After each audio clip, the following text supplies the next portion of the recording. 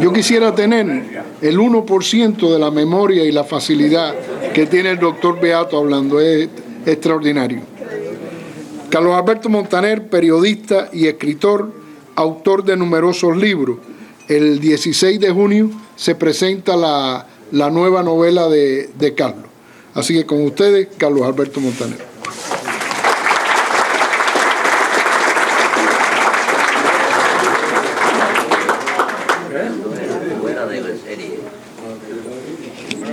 Bueno, gracias por invitarme a hablar de un libro que me ha deleitado mucho. Y muchas gracias a las personas que me precedieron en el uso de la palabra. Ya ustedes saben por qué Virgilio Beato es mi médico, porque alguien con esa memoria y esa inteligencia no me va a dejar morir de ninguna manera. Así que es realmente prodigioso y además es un encanto siempre escucharlo. Bueno, yo coincido con lo que ha dicho Acel, con lo que ha dicho el doctor Beato, y tengo algunas observaciones que hacer con relación al libro. Yo creo que sí hay un género, que es el género de los episodios nacionales que Galdós desarrolló muy bien, que es esa historia novelada, y novelada de alguna manera como lo ha hecho Raúl. No se puede, por el mismo género y por la selección de la información, no se puede hacer una historia cronológica. Hay que hacer una historia de chispazos, de anécdotas que se van de alguna manera articulando de formas que uno no puede predecir, porque la historia es así. Lo que es falso es la historiografía convencional, que dice 1492 entró Colón, qué sé yo, y 1493, y entonces te hacen una sucesión de hechos de alguna manera hilvanados por el calendario, que no tienen que ver ni con la intensidad de los fenómenos que ocurrieron y que le dieron y que generaron hechos políticos y hechos sociológicos y de distinto tipo que no eran ni previsibles ni estaban de alguna manera dentro de un plan que se parece luego a lo que hacen los historiadores. Si la historia, si lo que nos ha ocurrido, si la realidad se parece a algo, se parece mucho más al tipo de historiografía con elementos de ficción que a la historiografía que pretende contar lo que pasó como si eso que pasó fue realmente lo que explica la historia de los pueblos. En el caso nuestro, en el caso cubano, son tantos los elementos totalmente sorpresivos que se fueron encadenando de una manera extraña, como todos los sucesos históricos, que son la consecuencia de acciones inesperadas, de reacciones que la gente no puede prever, de hechos que hubiera pasado si Angiolillo no mata a Cánovas del Castillo. Bueno, pues probablemente Weyler no hubiera salido de Cuba y se hubiera quedado en Cuba, y probablemente le hubiera sido mucho más difícil a los mambises ganar o por lo menos arrinconar de alguna forma al ejército. En el libro hay algunas proposiciones bastante arriesgadas.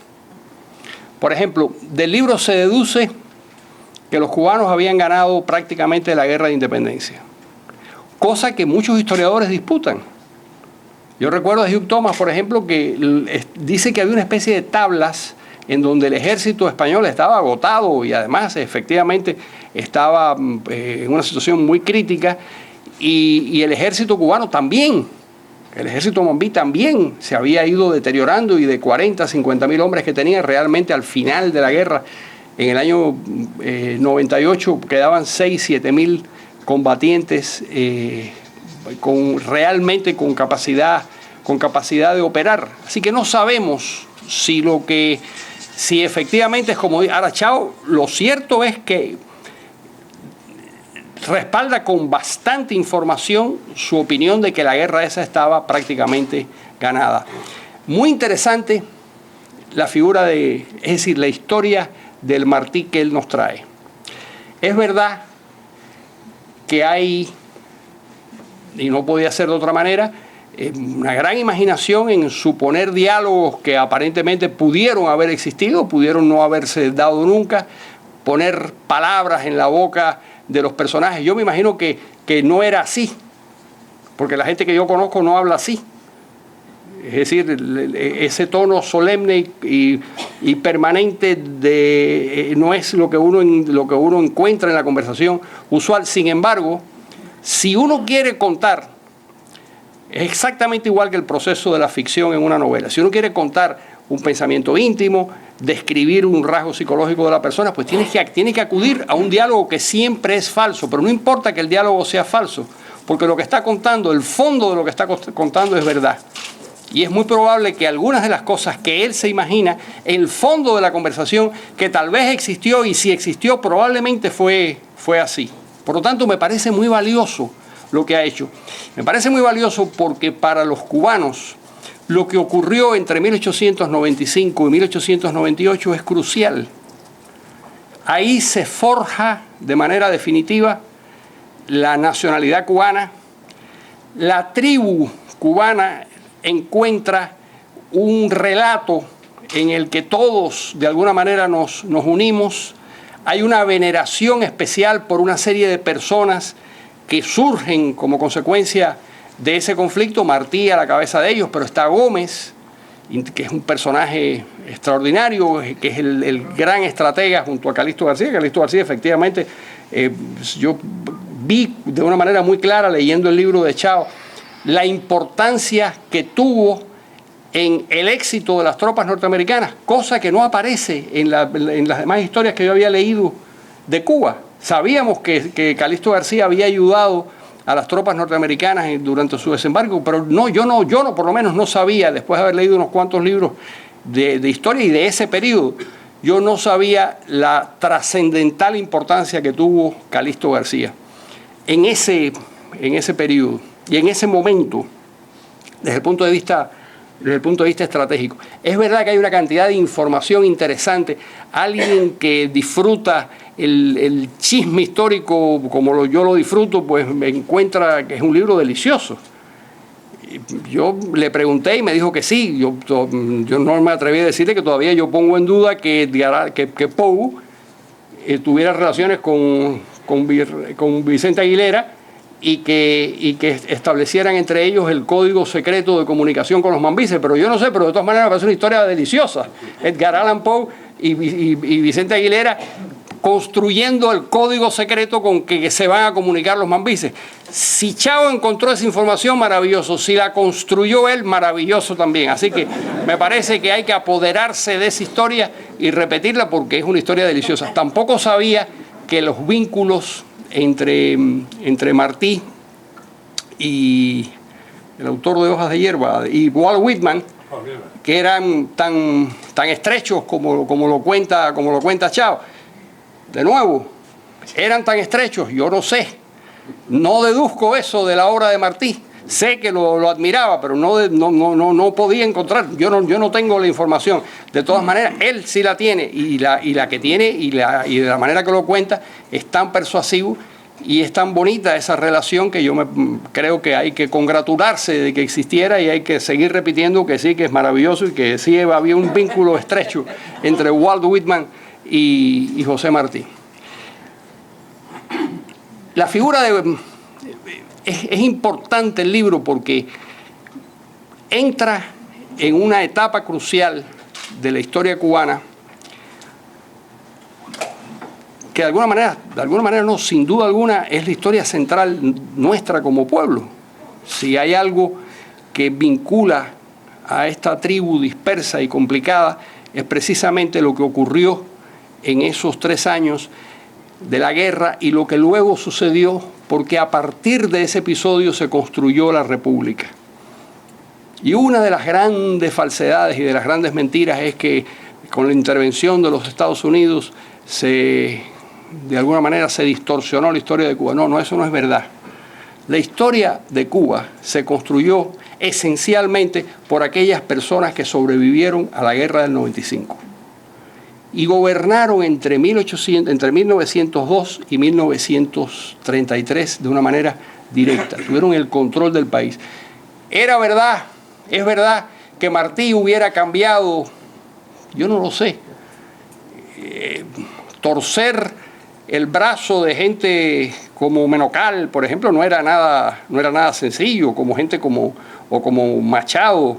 Las figuras de los mambises del periodo republicano eran gente muy especial, con una historia detrás realmente impresionante, y construyeron el país que podían construir de acuerdo con la experiencia que les habían dejado los españoles, sobre todo en el periodo que va entre 1878 y 1895, que es un periodo de transacción política que es muy importante también en la forja de la nacionalidad cubana y de los modos cubanos de hacer la política, que se contaminan de cosas que los españoles hacen en Cuba y que también hacían en España.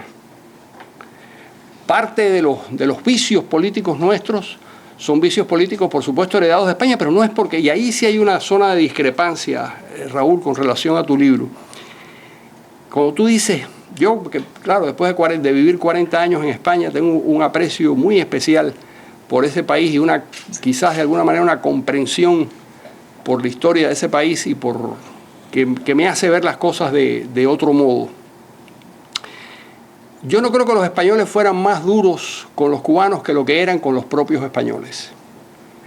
Cuando uno conoce las guerras carlistas, las barbaridades que se hacen durante las guerras carlistas, los atropellos que cometen unos españoles contra otros, se da cuenta que no era muy diferente a cómo podían tratar a los cubanos. Era el modo ibérico de hacer la guerra. No era muy diferente. Incluso hay detalles que ya se pueden medir. El hecho de que Cuba en el siglo XIX haya tenido su siglo de oro desde el punto de vista histórico, y el hecho de que en algunos aspectos esa sociedad parida por los españoles en las Antillas hubiera superado, en la época en que era una colonia de España, había superado a la propia metrópolis. Por ejemplo, en los índices de escolaridad y de alfabetización, que eran bajos, pero más bajos eran en España. Lo que quiere decir que es verdad que fue una guerra terrible, es verdad que hubo asesinatos despiadados, todo eso es cierto, pero no porque fuera un trato especial hecho contra los cubanos. Por lo menos ahí hay una cuestión subjetiva. Luego la figura de Gómez, que es una figura interesantísima, y aquí es la historia de qué hubiera ocurrido si. El gran estratega de la guerra fue Gómez. Y Gómez venía de lo que fue, y eso es una cosa que los cubanos no aprendemos en nuestra historia. Gómez venía de el prólogo a la guerra cubana, que fue la guerra dominicana. Los dominicanos a principios de la década de 1860, la primera parte de esa década, piden, el general Pedro Santana pide la incorporación de República Dominicana a la corona española. Es decir, pide ser reabsorbido dentro del reino español. La restauración de la monarquía para los dominicanos. Lo hace por el temor muy fundado a los haitianos, que han hecho 3 invasiones previas a República Dominicana, que eran mucho más poderosos, que eran mucho más numerosos. Cuando había 500.000 de haitianos, había 70.000 dominicanos, es decir, era muy fácil sucumbir, y además durante 44 años estuvieron bajo la bota haitiana. Cuando uno padece el imperialismo haitiano, la situación es bastante grave. Era lo que les ocurría a los dominicanos. Y Gómez participa de esa aventura española que da inicio a una guerra de independencia que es la guerra por la restauración de la República Dominicana, que es una guerra de independencia contra España. Y Gómez es un capitán de las fuerzas españolas. ¿Pero por qué es un capitán de las fuerzas españolas? Él estaba retirado, pero las tropas que se oponen a Santana y que se oponen a los españoles queman Baní, el pueblo de Gómez, donde él estaba retirado y dedicado a la agricultura. Y entonces aquel hombre sale indignado a defender a su pueblo y a combatir a aquellos patriotas que querían la restauración de la República Dominicana. Ese episodio termina muy mal, hay 20 o 25 mil muertos españoles. Todas las tácticas de guerra que Gómez luego pone en marcha en Cuba son las tácticas de guerras dominicanas contra los haitianos y contra los españoles. Las cargas a machete, la formación de los cuadros, que luego son los cuadros mambises, la utilización de la caballería, todo eso se ensaya en la guerra dominicana, y por eso la guerra dominicana es el prólogo de la guerra cubana. Y esto es inmediatamente, él llega, se embarca desde República Dominicana cuando fracasan los españoles, y en el barco tiene un compañero interesante entre las tropas que van, el señor Weyler. Y cuando llegan a Santiago de Cuba, el que le presta 5 pesos a Gómez es Weyler, porque Gómez no tenía, y además ese es otro detalle interesantísimo de la incorporación de los patriotas dominicanos a la guerra de Cuba fue clave para enseñar a los cubanos a hacer la guerra contra España, porque venían de la experiencia, solo que venían de la experiencia del propio ejército español. Pero ¿por qué lo hacen y por qué se incorporan? ¿Por qué en Cuba pelean contra los españoles y en República Dominicana pelearon a favor de los españoles? Porque España, que siempre tuvo una torpeza política infinita, los maltrata, no los ayuda. Gómez pasa hambre en Cuba y siente que aquellos españoles por los que él ha dado hasta su honor, porque en ese momento realmente eran bastante detestados por los dominicanos después que triunfan, lo que hacen los españoles es marginarlos. Si no hubiera ocurrido eso, es la historia ficción, y aquellos estrategas dominicanos se hubieran incorporado no a las tropas mambisas, sino se hubieran incorporado al ejército español, otro gallo cantaría, desgraciadamente. Así que, y esa es la historia. Bueno, esta no es precisamente la que cuenta Chao, pero cuenta muchas historias parecidas a esta. Esa intrahistoria que mencionaba Virgilio, y que es una palabra de Unamuno, que es ese tejido del que están hechos los acontecimientos, un tejido secreto y totalmente difícil de descubrir. Hay otro personaje, yo voy a callarme ya, porque si yo también me pasa lo mismo. Yo leí el libro igual apasionadamente, lo leí en 4 o 5 días, lo leí con gran deleite y pudiera hablar muchísimo del libro. Pero hay otro personaje interesantísimo que él rescata y que es clave en la historia de Cuba, Horacio Rubens, el abogado judío de Nueva York, amigo de Gonzalo, compañero de Gonzalo de Quesada, que ayuda a Martí y que ayuda y que se vincula, y tiene un libro muy interesante sobre On Liberty, sobre su participación y su ayuda a los mambises. ¿Pero quién era este hombre? Y aquí viene de nuevo la pequeña historia. Este hombre era un abogado prominente, joven, pero ya prominente, que tenía un interés particular también. Es decir, desarrolló una empatía enorme con los cubanos, desarrolló una subordinación como la que tenía menos quizás que Gonzalo de Quesada, pero algo así con Martí.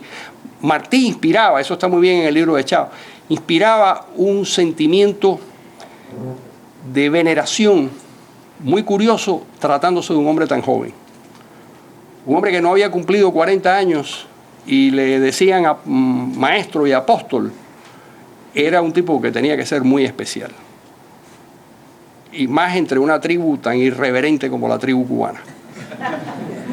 Es decir, trataban a Martí de una manera, es decir, habían identificado que este señor era un tipo muy especial, tenía esa cosa, esa característica, la palabra es de origen religioso, que tenía ese carisma muy especial, y sin duda, y eso está muy bien tratado en el libro de Chao. Pero Rubens, que sirve como nadie a los cubanos, es autor de una anécdota o de una pequeña historia sin la cual tampoco se entiende a lo mejor la historia de los cubanos, que es la famosa enmienda Teller. Es él quien consigue que Teller introduzca en la legislación americana la enmienda por la cual hay que respetar la libertad de los cubanos tienen derecho a ser libres, qué sé yo. Ya era inminente la invasión de los Estados Unidos y había el temor muy justificado en Martí de que los norteamericanos se apoderaran de Cuba. Todo eso. Ahora, ¿por qué lo hace Rubens? Esto es una conversación posterior con Chao. Lo hace por devoción a los cubanos, a la causa a la que ayuda, y también porque el bufete que él tenía unos bonos de la República de Cuba, que si no se instituye la República de Cuba, esos no pueden ser redimidos. Así que, como buen abogado, y los chistes de los abogados ya ustedes los conocen todos, como buen abogado tenía un interés múltiple en que se estableciera la República. Por una parte, darle satisfacción a los cubanos que merecían la independencia, y por la otra, darse satisfacción a sí mismo. Después leo en el libro que yo no sabía cuál había sido el destino económico que representa los intereses de Rockefeller en Cuba. Es de Rockefeller, Chao, ¿no? De Rockefeller en Cuba, y que probablemente se lucró legítimamente de esa labor. Y me parece magnífico, es decir, no hay una situación más admirable que aquella en donde los principios y los intereses coinciden. El problema moral es cuando los intereses y los principios no coinciden y tenemos que elegir, pero donde coinciden es maravilloso. Y eso le ocurrió a Rubens. Y además es clave, porque sin ese episodio probablemente la liberación de Cuba hubiera sido muy, muy diferente. Yo voy a terminar con las mismas palabras de José y de Virgilio. Es un libro que vale la pena leer. Yo lo he dicho por radio, que me han entrevistado 2 o 3 veces, y lo voy a seguir diciendo porque es una lectura deliciosa, porque está lleno de información y porque además nos cuenta una historia muy importante del momento más importante de la tribu a la que todos pertenecemos. Muchas gracias.